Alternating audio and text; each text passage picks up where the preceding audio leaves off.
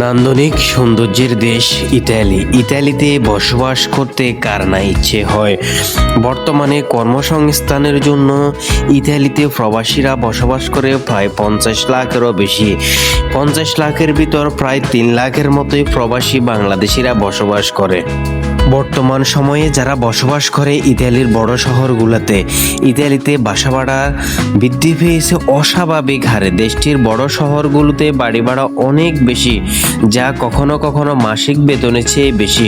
তবে ছোট শহরগুলোতে কিছুটা কম হলেও সেখানে কর্মসংস্থানের সংকট, জীবনযাত্রার ব্যয় মিটিয়ে পরিবার নিয়ে বসবাস করতে হিমশিম অবস্থা প্রবাসী বাংলাদেশিদের জন্য। বর্তমানে তাদের খাবার দাবার হইতে শুরু করে থাকা খাওয়া সব দিক থেকে অসুবিধার দিকে তারা পড়ে গেছে।